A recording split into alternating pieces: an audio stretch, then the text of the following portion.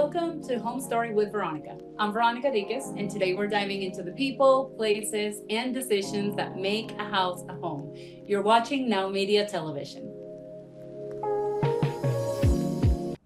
Welcome to Home Story with Veronica. I am your host, Veronica Diquez, and this is the show where we uncover the heart and hard work behind making a house truly feel like home. Every project tells a story. Today's guest has a gift for turning stories into spaces that bring both beauty and value. Joining me is Kendra Kyei, CEO of Pronto Precise General Contracting in Charlotte, North Carolina. Kendra focuses on new construction and commercial uplifts with a mission to guide homeowners in making smart investments and feeling confident in every improvement. Kendra, it is a pleasure to have you on our show. Thank you so much for joining us. Thank you for having me. Of course, absolutely. And the challenge many homeowners face is pouring money into upgrades and worrying they'll never see that money back, especially when it comes to reselling their home.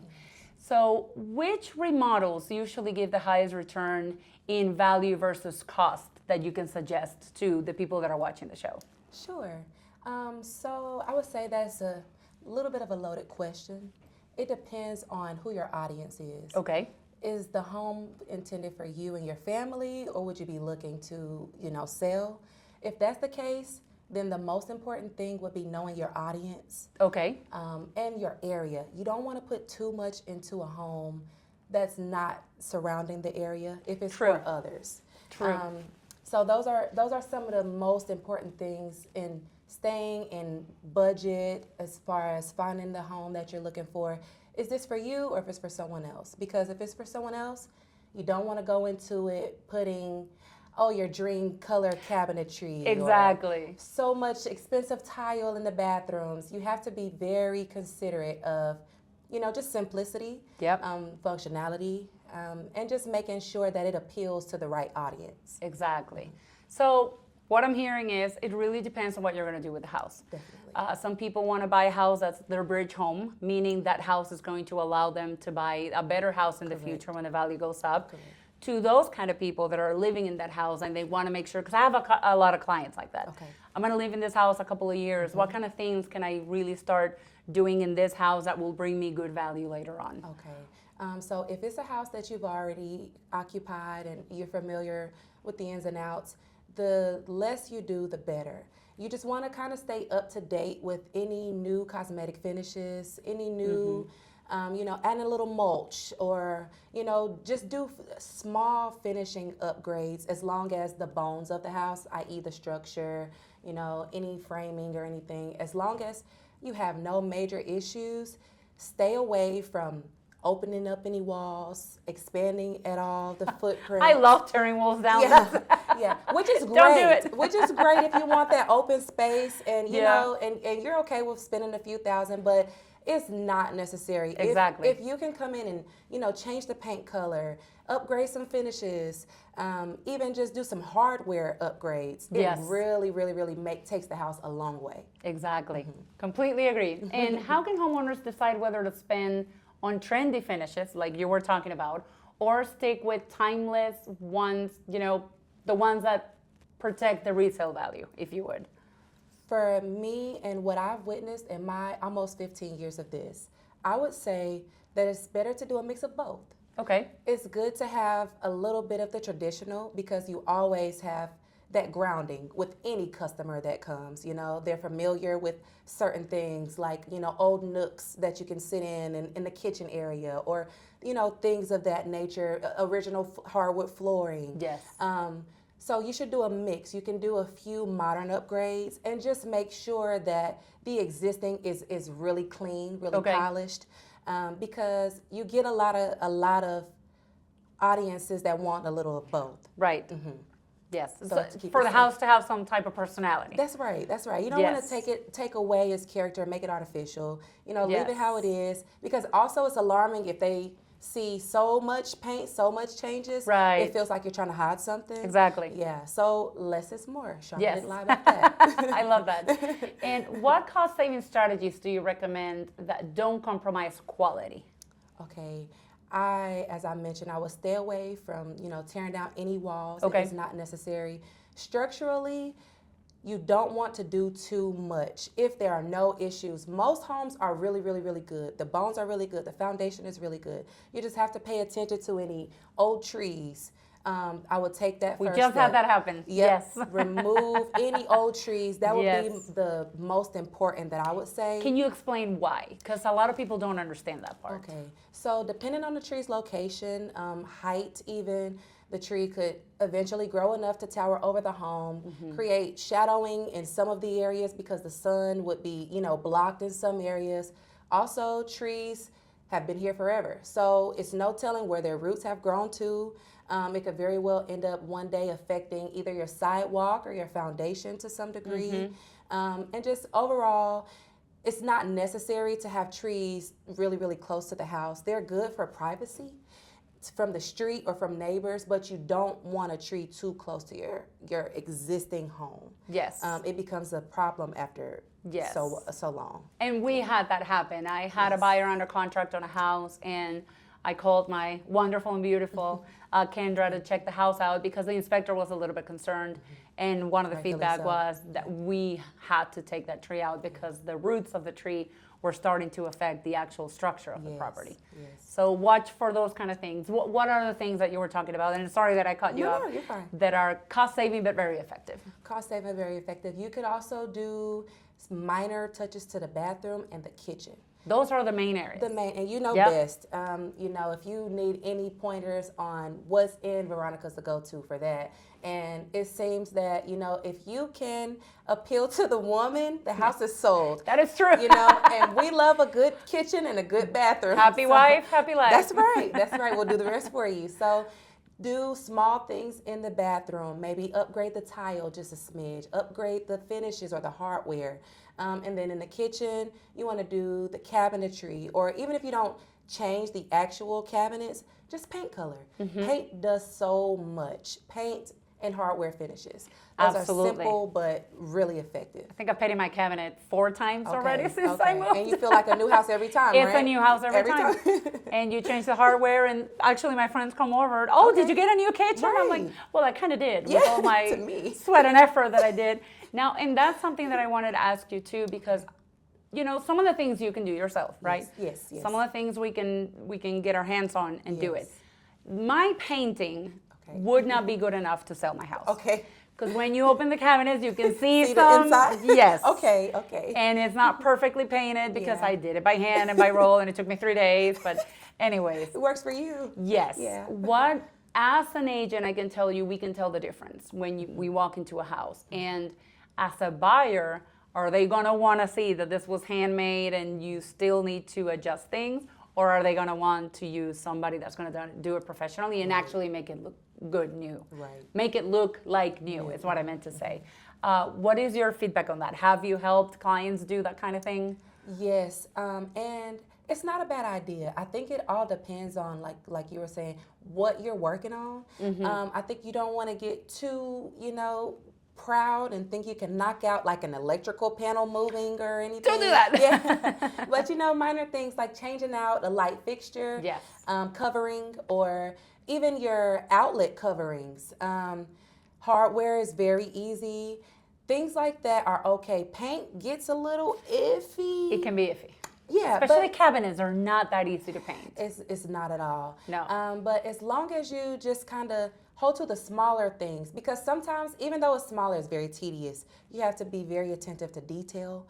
So it's really good to, I would say, if you're going to go for anything, finishes, changing out Yes. light coverings, outlet coverings, hardware for the shower and the kitchen, the more simple things, but they Yes. bring a lot of life. Yes. And we actually had another example of a house that I was selling that was not selling. Yes. And Yes. it was a house that was renovated by an investor. Yes. It was a flip.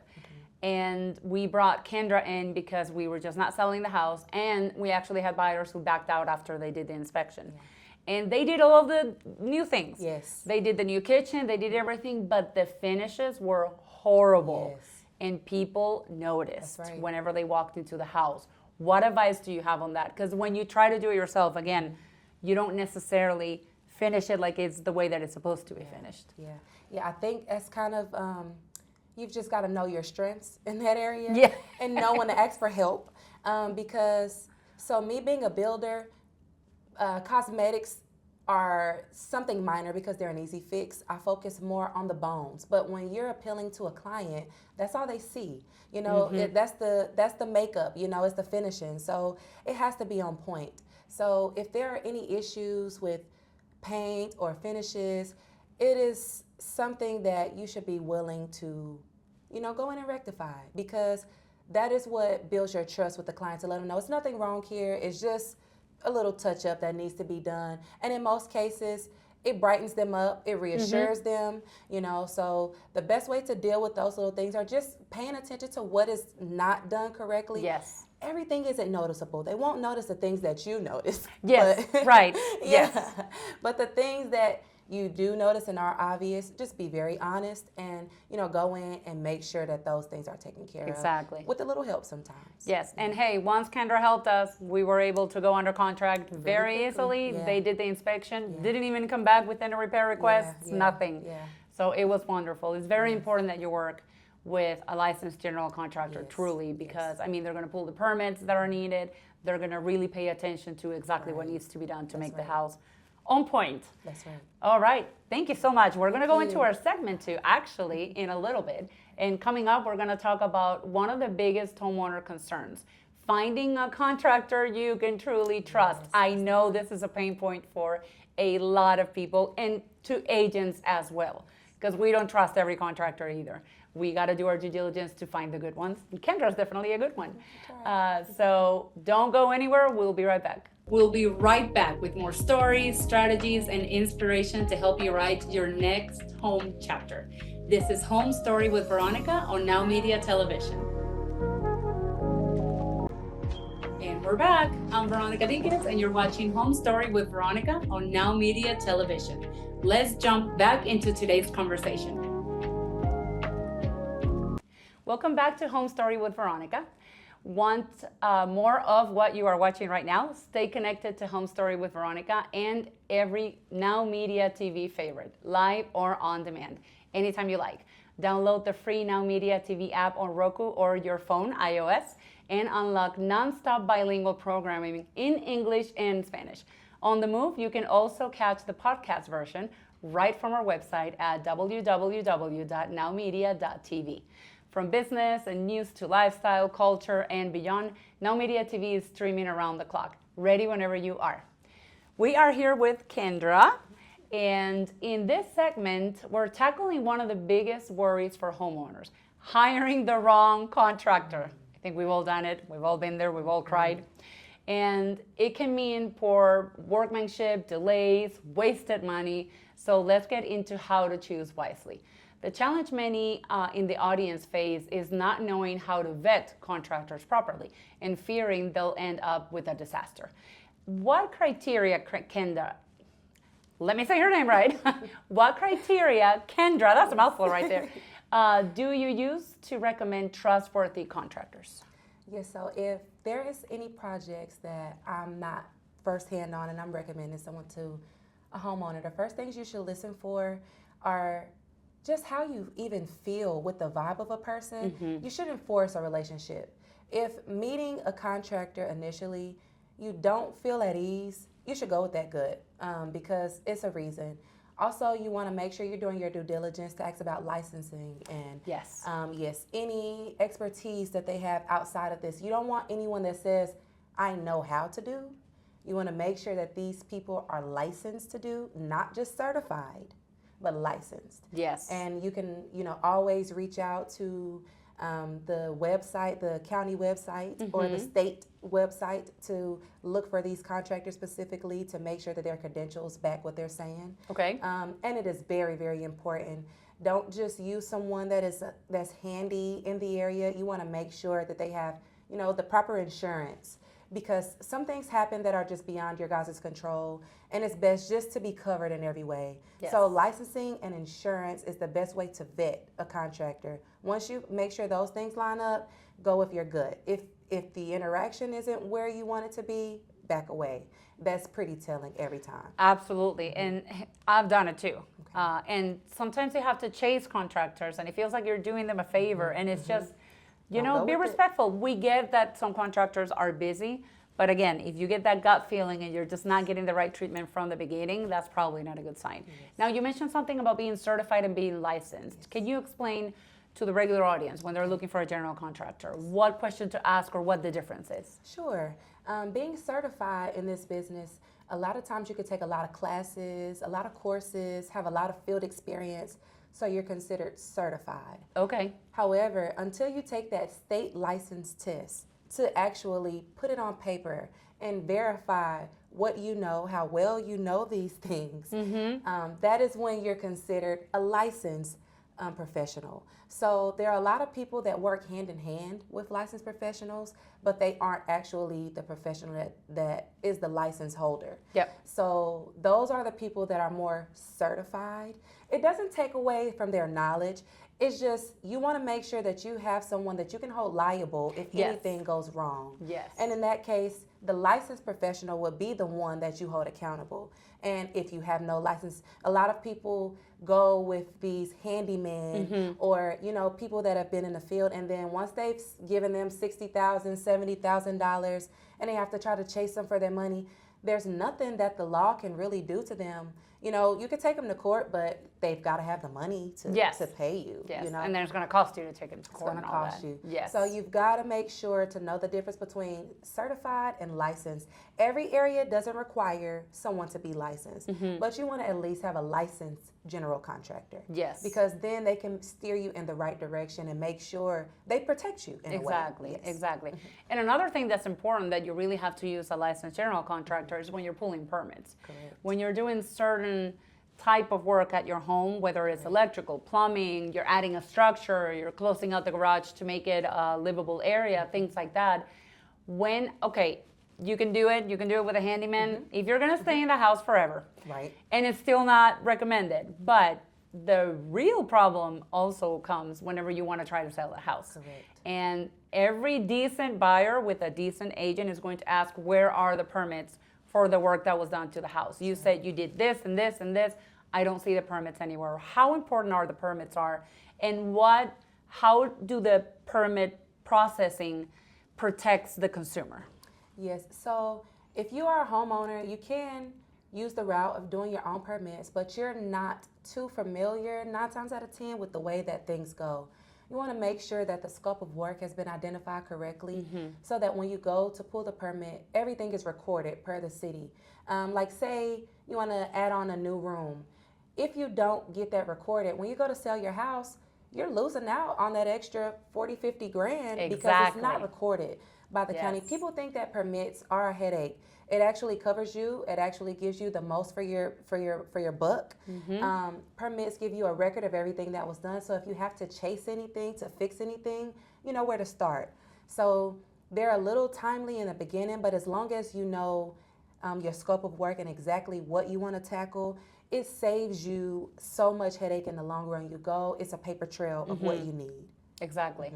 It's so important. I cannot stress this enough, especially if you want to live in a house and then sell it later on and you want to do some work to it. The first thing us agents are going to check is where are the permits. And that is public records. That's right. We can go and we can check if the permits were pulled or not, and we're going to know if the permits were not pulled. So that's really important as well. Kendra, how can homeowners verify credibility and quality before work begins? Do you suggest any steps that the homeowners can take before, like if they want to work with you and they want to verify that your work is valid, how do you verify that with them? Yes, so oftentimes if I am meeting a client, I like to provide my license number. Okay. So they can use that license number to reference and go, like I mentioned earlier on, there is a state website for every trade that you would get as far as electrical, mechanical, plumbing, gas, fireplace and grading, GCs, anything with a license beside it, you can check at the state. So you want to ask them for a license number. That is the first way that you get started. If they can't provide you with a license number for you to actively go and check, that's a red flag at that moment. For sure. Yeah, and you should just back away at that point. Licensing is important. It's very convenient. It takes all of 5 minutes. You go right onto the state website, type in their license number, and then you can see all of their information. If there's been any infractions due to the city or the state, to have a record of how this person works. You can check how long they've been in business and any partnership they may have with any other companies. Perfect. So it's important to use the state website to check for licensures. Okay, so once you get that license number, you can go in, you can check, and you can get really valuable information from that. That's right. Do you also validate your work and work that you've done previously? Is that a thing with contractors at all? Or? Yes, sometimes, but sometimes so much work is so different from the next. Yeah. You know, like maybe I can show you a fully remodeled home, but you only need a basement. You know, so That makes sense. Yeah, I try to keep a wide range of work that I've accomplished so that, you know, clients can see, you know, from top to bottom how much we do. It is really good to have a portfolio of things that you've tackled just to show your expertise, because it's easy to say you're good at something, but to actually show the work is what matters, because again, customers and homeowners only know about the finishes. That's what's most important Yes. to them. You know, so if you show them a picture and they can see that your finishes are tidy, then that also reassures them that, you know, you're in the right business. Exactly. Yes. Yes. And word of mouth. And word of mouth. I've lived off of word of mouth. Word I of mouth. don't really have many websites, but I make sure that I put my clients first, and it's coming back to me in the long Absolutely. run. Every time I can, I refer you. That's right, and I'm so Once thankful. we work together, it's, hey, once you find a good contractor, you stick to That's them right. because they're not easy to find. You had mentioned red flags before, and you had mentioned that not giving somebody a license number is a red flag. Can you think of any other red flags that you would warn people from? Be aware of working with a contractor. Yes, I would say there are many, but I would say the biggest one for me is communication. Okay. If there's any lack there at all, run away, because construction is only communication from my end to your end, from my end to the subcontractors. Everything is about communicating. So if in the beginning, even to get them to come out and do an estimate, you're chasing them, as you mentioned, or if when they come out and they're taking very long to give you a turnaround, you see what it's going to be like in the long run. This process is executed strictly by communication. So if that fails in any way, that's one of the biggest red flags. And that is true, because if it takes a contractor 3 weeks to give you an estimate, imagine how long it's going to take them to actually do the job. That's right. So that is a huge red flag. I love that. Now, how do you build trust so that clients feel comfortable with your team in their home? Because, I mean, you're in their space. Their personal stuff is there. How do you build that trust with them? Yes, I like to, you know, when we first meet them, I share all of my details with them as far as my license, my insurance, that's big and important. And, you know, I'm an open book. Anybody that I work with, I've worked with them for years. If they are new, I share that with the client as well. We try to be very tedious as far as entry to the home. We do what works for the customer so that they are comfortable, and whatever measures that looks like. It's up to you, you know, how much access you allow. Right. So if you're only comfortable with us working while you're home, we'll do whatever works for you. But as long as they understand that it kind of makes the time a little longer for finishing. But communication. That's it. You know, and you know, we like to let you know when we're headed to site, when we're wrapping up to leave out. Who will be there on the day. So it's just that communication. Just making sure you know. Communication is key. Now, Kendra, if our viewers want to learn more about your work and projects, where can they connect with you? Either online, phone? What's the easiest way to reach out to you? The easiest way is probably by email, old school, prontoprecise@gmail.com. Okay, say that again. prontoprecise@gmail.com. prontoprecise@gmail.com. Yes, we do have a Facebook also, Pronto Precise. And you can even just give me a phone call. I'm always available. We're very small, but we're very responsive. Awesome. Very communicative. Perfect. And up next, we're going to explore how even small renovations can create a big impact in your home. Stay tuned. We'll be right back with more stories, strategies, and inspiration to help you write your next home chapter. This is Home Story with Veronica on Now Media Television. And we're back. I'm Veronica Dinkins, and you're watching Home Story with Veronica on Now Media Television. Let's jump back into today's conversation. Welcome back to Home Story with Veronica. Let's shift gears a little bit. Not every upgrade needs a huge budget. Sometimes small, smart changes can completely transform how a home looks and feels. The challenge many of our viewers face is limited funds but big goals. I think we all have that problem. Yes. Believing only expensive renovations can make a difference. Now, Kendra, in your experience, which small remodels deliver the most visible difference at a lower cost? I would say exterior painting and just finishes. Depending on the area is what you have to focus on. That lets you know what you need to tackle the most. If you need to worry about whether to incorporate some landscaping, Okay. that helps a lot. Fencing changes dramatic. Yes. A lot of people have children, have dogs or pets, and they're looking for that security. Yes. If you can do, even if you already have a fence, painting it. If it's maybe wooden or something that can be edited. Keeping things small as far as even adding some lanterns, gas lanterns outside. Okay. For like the driveway entry, upgrading the mailbox. Small things like that can do a lot, and they don't cost much. Yep. As far as even grabbing the eye for the outside. If you've always kept your home up on the inside, then you've got nothing to worry about. Especially if you have the original flooring, or Yes. anything in the home, that's always a plus. Yes. But less is more. Just hit for some painting and a few finishes on the exterior that often brings a lot of eyes. Yes, and think about it. When you go see a home, if you're a buyer and you want to go see a house, the first thing you're going to look is how does the house look on the outside. Right. If you go to a house that is dirty and that it hasn't been washed, it hasn't been painted in forever, you can see the different shades of color outside. The fence is messed up. One of the panels is falling. Are you even going to go inside the house? Right. Have you already, buyers make the decision in the first 5 seconds or so when That's they go right. see a house. That's right. If they see something that looks terrible on the outside, then they're already turned off. That's right. So it's going to be really hard for them to, change that opinion, even if the house is beautiful on the That's inside. right. That's right. They know that their house is going to look bad on the outside. So that's great advice. I love that. And now I have a few things that I need to do in my house for that advice. Yes. How do lighting? We've talked about this already, but I think it's important to come across to definitely talk about those points so that our viewers understand. We're talking about lighting, we're talking about hardware, fixtures. How have you seen, whenever you've done work in the houses, have you seen how big of an impact? Can you think of a story maybe you can share? Or just bring out the point again, because it's really important and a lot of people don't do that for some reason. Right. How do those little small changes can make a big impact? Yes. Yes, so lighting does make a big difference. A lot of these homes that are being upgraded have kind of switched over from the finishes or the light coverings that stick out of the ceilings. If you can kind of get rid of those in some areas, do some upfitted even ceiling fans that are more modern, do some can lighting around the house. It helps, especially in the kitchen and living room areas.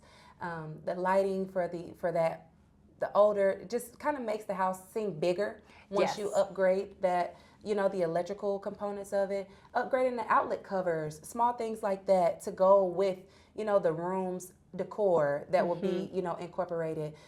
Just those small things, the finishes, the hardware, I can't stress those things enough. Yes, we're going to keep mentioning them. Yeah. If you can pay attention to the hardware, the finishes, and just do minor upgrades, it doesn't take everything. Even the trim, the exterior trim on the house, like shutters.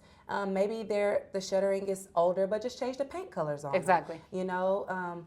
Come inside of the home and do, wider baseboards or some crown molding in some areas. Things like that really make a big impact, and making sure there aren't any visible cracks on the exterior of the home or the interior. I would use those as my basis. That's the most focus for me, is rectifying any of those issues, because oftentimes that's the biggest deal breaker. Yeah. Seeing any cracks, it's just very alarming, even though sometimes it may just be from settling. Yep. Yeah. But it scares you, right? It scares Is there you. something wrong with the house? Is scares it, you. going sideways? Is it falling apart? Is the Yes. foundation a mess?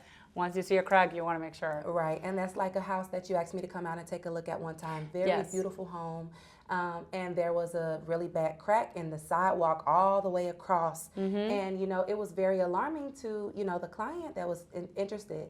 But the only issue was Just the settling, settling. you know, the old footers. So just small things like that, refinishing your driveway even, you know, or extending the driveway. Small things like that could really impact the home a lot. Absolutely. Yeah, in a great way. Exactly. And you can start working on those as you live in the house. You can do that little by little. That's right. And Very cheap on Amazon. Exactly. You can grab things piece by piece. Yeah. Yes. And for the lighting, because I know the lighting is very important.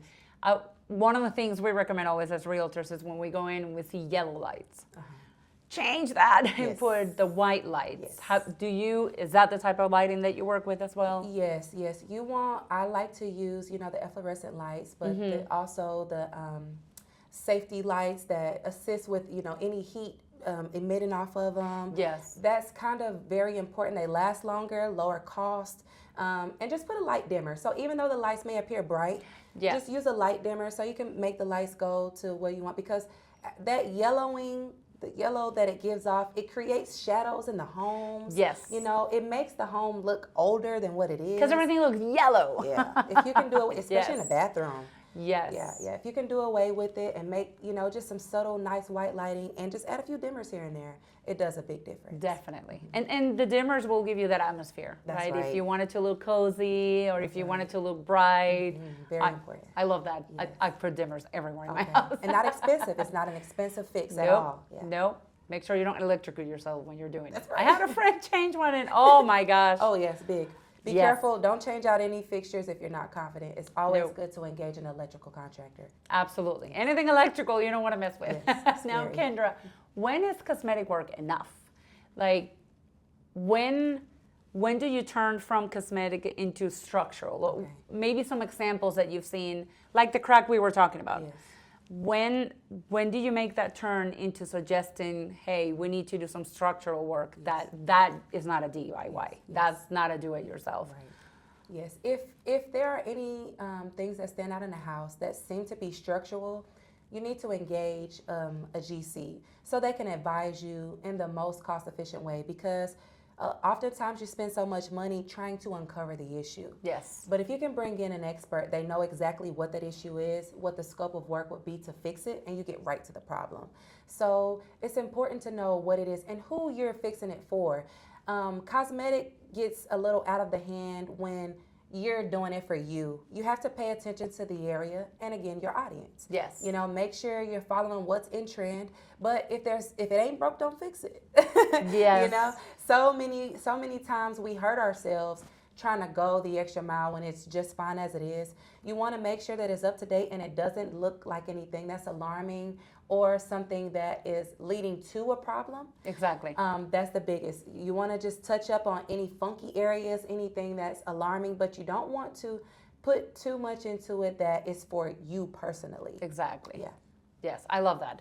And how do you prioritize small upgrades to maximize impact? Like if I were to come to you and say, listen, it's an old house, it's completely outdated. Kendra, I need you to help me. I want to start renovating my home. I'm going to live here a year, 2 years, and then we want to sell it in the future. So we want to upgrade some of the rooms to give it more value. What would be the order in which you would recommend that I do that? Okay. Depending on the condition of the house, of course. Condition of the house as well as your budget.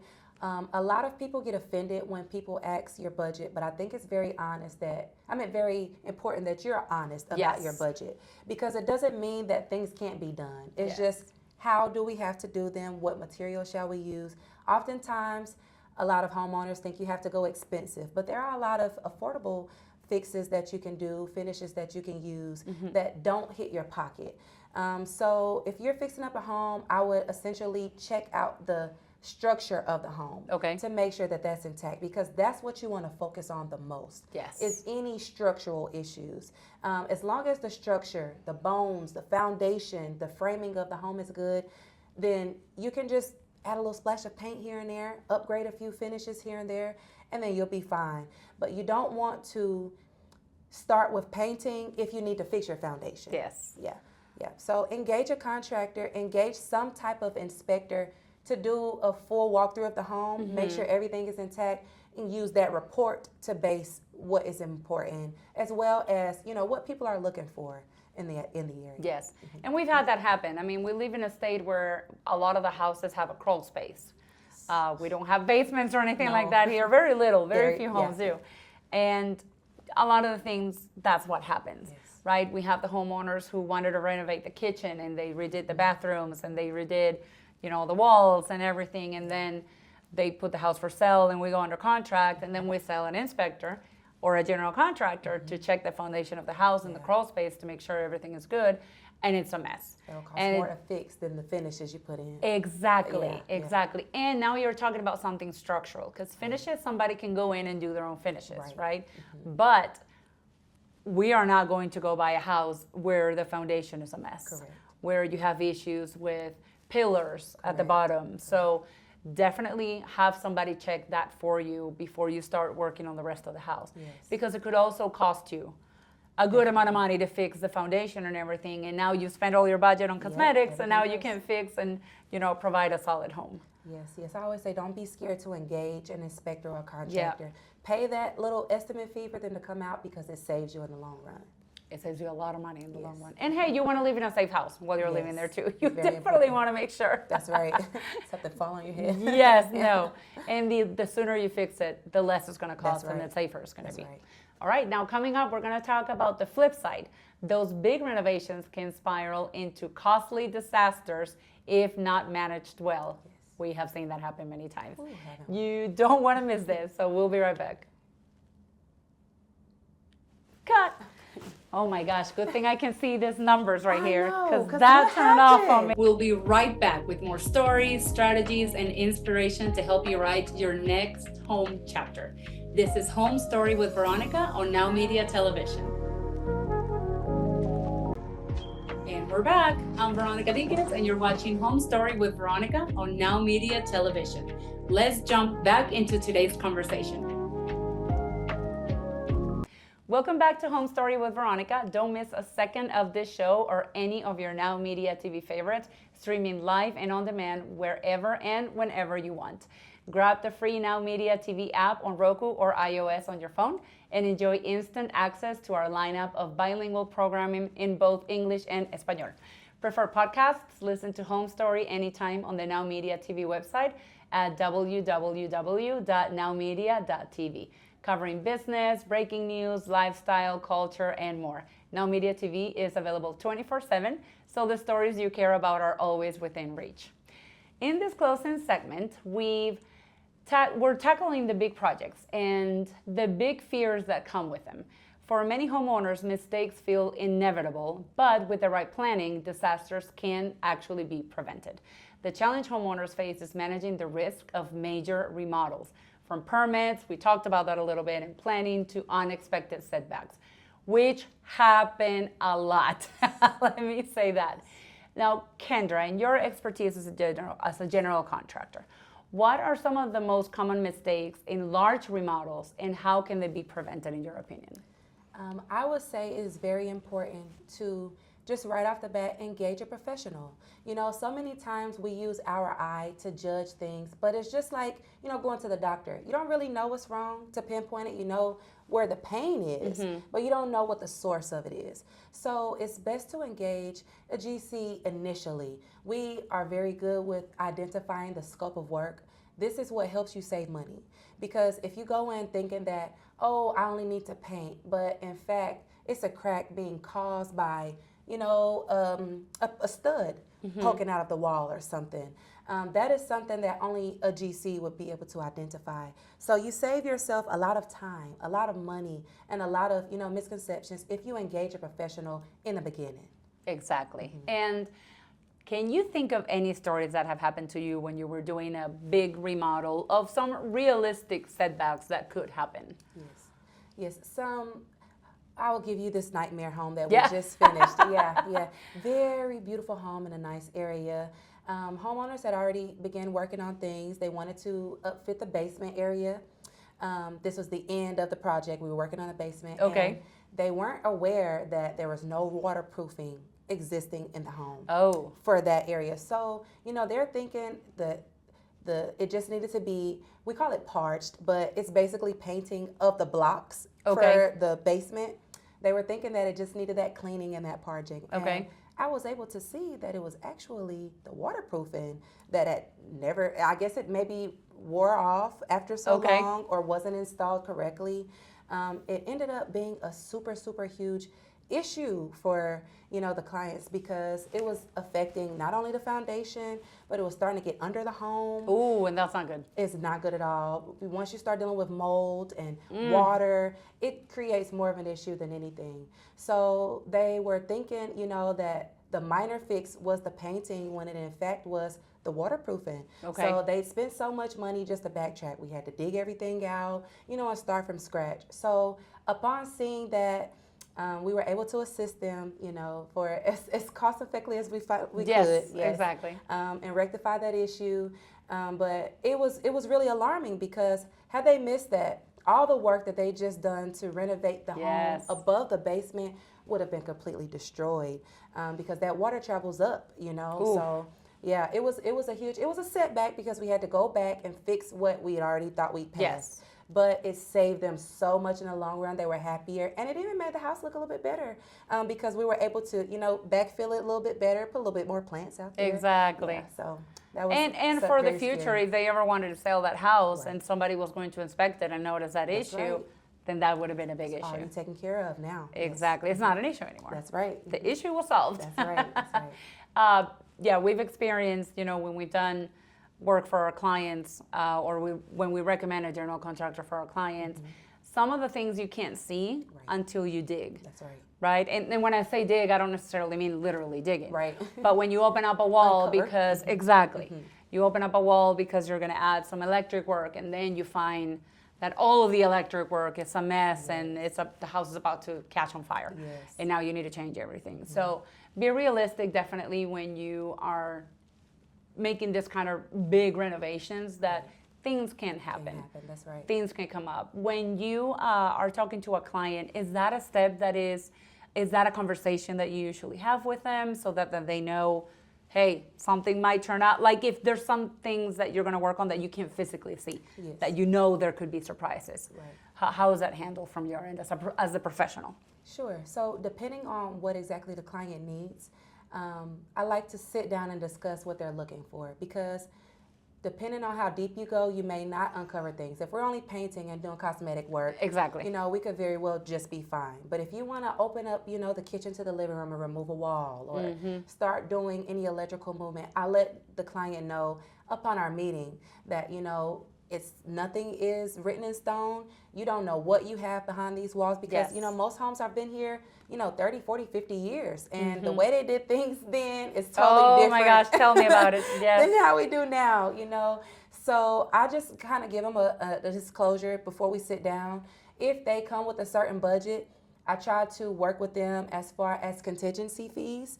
I'm very open about what I see before because oftentimes, as long as you engage a general contractor in the beginning, once we open it and we see something is wrong, we can stop if we see that it's going to cost more than what you've bargained for. Exactly. And we'll work with you to get to where you need to get to address it correctly. But you don't want to go in piece by piece. I will never touch a project and leave you to figure it out in the end. Right. So if it's important that you work with someone who you trust their knowledge so they can steer you correctly. And then, you use their expertise to know exactly how deep to go and what to do because you don't see it just on the edge. Exactly. And again, some of the things, you can't see them with the naked eye. Start. You have to, yes. That happened to us. Listen, I love tearing down a wall. She has said don't do that, but I did it so many times. It's ridiculous. So and a lot of it we do ourselves. Right. The work that we can do ourselves, that we don't need permits or anything, because my husband used to work in construction. Right. But we opened up this wall, and there was a fireplace in between two rooms that we had no idea about. Just things and it was a brick fire. It was not easy to get rid of that. So there are surprises. That's the risky run. It's not that you don't want to do those things, but you have to make sure you have the budget for unforeseen items because it happens so often, and you'll be in over your head before you know it. So it creates a great look. Yes. If you can afford it. Yes. Yes. Always have a little bit of extra of what you think you're going to spend because you just never know. You That's just right. never know. That's right. Now, Kendra, when unexpected issues arise, how do you adjust and keep the client confident? We've talked about it a little bit. If you have any examples or anything that you can share with us in which you sort of collaborated with the client and the client also compromised with you when things like this arise that you had no idea that they were going to come up. Yes. Most of the times, it's not too much that I'm left in the dark about. However, That's good. Yes, yes. I try to thoroughly, assess the property before getting started. However, there are some things that hit you, like a home that we worked on together that had trouble selling. HVAC was a big problem for that Yes. home. Even though the HVAC worked, going to sell it, having the inspectors to come in and take a look at it, it was just an ugly sight, an eyesore in some areas. So bad. Yeah, yeah, and it was very important that we went in to, make it work in the best way. So even though it's not something that, our client bargained for, as far as it worked, it was in working condition. It was just fine. It had years to go, but it was a huge issue because it just wasn't functional. It took away a lot of space from, areas that was necessary. It didn't reach the right areas where it needed to. So, and an issue like that where, he wasn't expecting to spend that extra 15 grand in that area, it really hurt, but it really helped in the end because we couldn't sell the house. Right. Yeah. So you get different things like that when it's something as serious as that, or even, fencing. You mentioned earlier fencing that's been, falling over or, not sturdy. People look over that, but that's a big deal breaker because it looks like, if the outside of the house isn't put together, what are we going to see on the inside? So Gives you an icky feeling. That's right. Not a good feeling. That's not a good feeling. So that was one of the big challenge. Not seeing things of that, or even electrical. Electrical gets people a lot. Yes. So those sort of things I try to uncover in the beginning, but you don't always. But that's where that contingency comes in at. Exactly. A lot of times, we're able to make up for it because we kind of had a little bit in the reserve. Yeah. And those relationships are helpful too. Making sure you have relationships with your contractor and your subcontractors so that we're all a team, because in the end we are, and Exactly. anywhere that we can squeeze to help you, we always try. Yes, because you're helping each other, right? right. You're getting the job, and That's the right. client is getting their home renovated and adding value to their home. And it's funny when you mentioned when you helped me with my client. Yeah. I think maybe, do you see that a lot of your work is related because somebody else did a horrible job before you? Most of it. Because they Most of didn't the hire time. the professional. That's right. And it's sometimes it's scary because in this case, he had an estimate for $10,000 to do the HVAC and $15,000. And it seems scary. You want to go with cheaper, but you're gonna get what you pay for. Exactly. It might be scary, but now you're spending 15 more just to fix what you didn't. This is what happened to my client, and if he's watching, he knows exactly who I'm talking about. Yes, we love you. Yes, we absolutely love you, but you try to go cheap, Yes. right? You try to go cheap, and there are certain things that you shouldn't go cheap on. If you're gonna fly a plane, you want to make sure that the plane is in good condition. You don't want to go on a plane that has never been inspected or anything like that, and then one of the engines goes off and or a little tape is there. Yeah. Yes, exactly. Now, Kendra, this has been absolutely incredible. You've added so much value to our show. I appreciate it so much. Thank you for having me. Now, where, again, please remind our audience real quick, where can they find you? What's the best way to contact you so that they can continue a conversation with you? Yes, best way to contact me is email prontoprecise@gmail.com, or even Facebook. We're always checking our messages and interactive on there. So Pronto Precise on Facebook as well. Pronto Precise. Now, Kendra, thank you again for sharing all of your expertise and real world stories with us today. From smart investments and contractor trust to small upgrades to handling big projects, you've shown that home remodeling is about more than just walls and finishes. It's about creating value, avoiding stress, and building spaces that feel like homes. And target your audience. For our viewers, I hope today's conversation gives you both inspiration and practical tools for your own journey. I'm Veronica Dicas, as this has been Home Story with Veronica on Now Media TV, where every home has a story worth telling. Until next time, thank you so much for watching.